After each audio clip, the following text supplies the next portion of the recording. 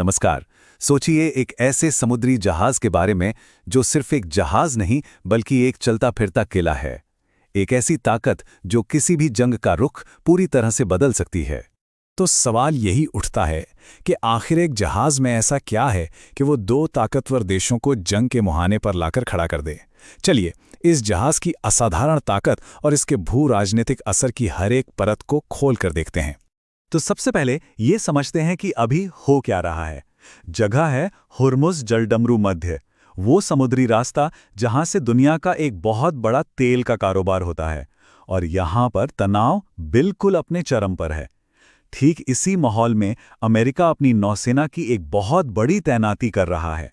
देखिए, ये कोई मामूली गश्त नहीं है। ये दुनिया के सबसे संवेदनशील इलाकों में से एक में अमेरिकी सैन्य शक्ति का एक सीधा और खुला प्रदर्शन है। एक ऐसा संकेत कि अमेरिका किसी भी हालात से निपटने के लिए बिल्कुल तैयार है। और ये नंबर 5000, ये उन सैनिकों की संख्या है, मरीन्स और नेवल कमांडोज, जिन्हें इस तरह का सिर्फ एक जहाज सीधे दुश्मन के तट पर उतार सकता है। सोचिए, एक जहाज पर 5000 लड़ाकों की एक पूरी फौज। तो ये एम्फीबियस असॉल्ट शिप आखिर है क्या? रुकिए, इसे एक आम एयरक्राफ्ट कैरियर समझने की गलती बिल्कुल मत करिएगा। ये उससे कहीं ज्यादा खतरनाक और कहीं ज्यादा काबिलियत वाला जहाज है। इसका सीधा और सबसे जरूरी काम है समुद्र से जमीन पर हमला करना। मतलब ये एक पूरा का पूरा इन्वेजन पैकेज है, एक चलता फिरता सैन्य अड्डा जो हजारों किलोमीटर दूर जाकर किसी भी देश के किनारे पर एक पूरी लड़ाई छेड़ सकता है। इस जहाज की क्षमता पर जरा गौर कीजिए। इसके अंदर समझिए एक छोटा सा शहर बसता है जो सिर्फ और सिर्फ युद्ध के लिए बनाया गया है। फाइटर जेट्स के लिए पूरा का पूरा एयरफील्ड है। 5000 सैनिकों के रहने और खाने का इंतजाम है। टैंक और बख्तरबंद गाड़ियां रखने के लिए बड़े बड़े गैराज हैं।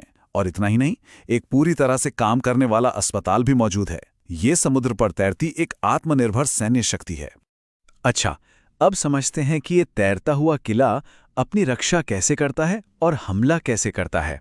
इसके पास हमलों को रोकने के लिए एक मजबूत ढाल है और दुश्मन को तबाह करने के लिए एक बहुत ही घातक तलवार भी। इसकी रक्षा प्रणाली की सबसे बड़ी खासियत है इसकी लेयर्ड डिफेंस। सोचकर देखिए, दुश्मन ने ड्रोन और मिसाइलों से एक साथ बड़ा हमला कर दिया तो सबसे पहले लंबी दूरी पर सी स्पैरो मिसाइलें उन्हें मार गिराएंगी।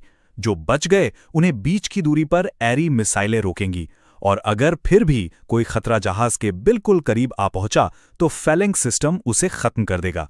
मतलब ये एक अभेद्य किला है। ये number Fehling's close in weapon system की ताकत दिखाता है। यह सिस्टम 1 मिनट के अंदर 6000 गोलियां दाग सकता है। यह सचमुच में गोलियों की एक ऐसी दीवार खड़ी कर देता है जिससे किसी भी मिसाइल या ड्रोन का बचकर निकलना लगभग नामुमकिन है। और यह है इस जहाज की हमलावर तलवार, यानी इसकी हवाई ताकत। F-35B एक स्टेल्थ फाइटर जो बिना रनवे के एक हेलीकॉप्टर की तरह सीधा उड़ान भर सकता है। MV-22 ऑस्प्रे जो सैनिकों को हेलीकॉप्टर की तरह उतारता है लेकिन एक हवाई जहाज की रफ्तार से लेकर आता है। सुपर स्टैलियन हेलीकॉप्टर जमीन पर टैंक और तोपें पहुंचाते हैं, जबकि वाइपर और वेनम अटैक हेलीकॉप्टर जमीन पर लड़ रहे सैनिकों को ऊपर से कवर फायर देते हैं। चलिए अब एक असल उदाहरण से समझते हैं कि आज की हवाई जंग कितनी हाईटेक हो गई है। ये हमलावर मिसाइलों और रक्षा करने वाले सिस्टम के बीच एक दिमागी खेल की तरह है, जहां टेक्नोलॉजी ही असली खिलाड़ी है। तो यहां होता यह है कि ईरान जैसी ताकतें अमेरिका के महंगी टेक्नोलॉजी का मुकाबला करने के लिए चालाक और स्मार्ट तरीके अपनाती हैं। चलिए इन हीट सीकिंग मिसाइलों के खेल को जरा और करीब से देखते हैं। इस बात को समझना बहुत जरूरी है।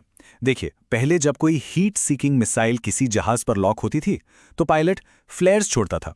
ये फ्लेयर्स इंजन से भी ज्यादा गर्म होते थे, जिससे मिसाइल का ध्यान भटक जाता था।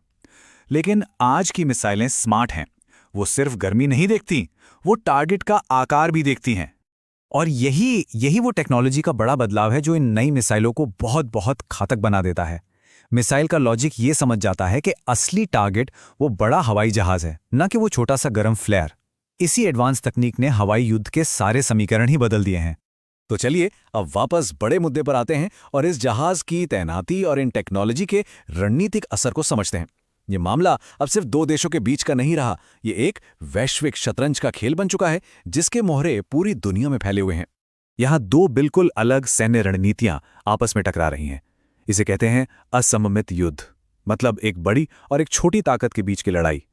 एक तरफ अमेरिका अपने अरबों डॉलर के हाईटेक हथियारों पर निर्भर है, तो दूसरी तरफ ईरान कम लागत वाले लेकिन बहुत बड़ी संख्या में ड्रोन और छोटी हमलावर नावों का इस्तेमाल करके उस तकनीकी बढ़त को ही बेकार करने की कोशिश करता है।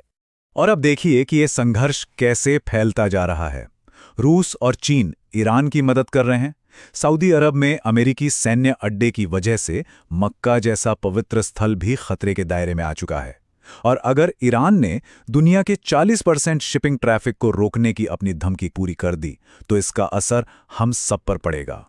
तो ये तैरता हुआ किला सिर्फ एक हथियार नहीं है, बल्कि भू राजनीति का एक बेहद शक्तिशाली मोहरा है। अब सवाल यह है कि शतरंज की इस बिसात पर अगला कदम क्या होगा, क्योंकि एक भी गलत चाल के नतीजे पूरी दुनिया के लिए विनाशकारी हो सकते हैं।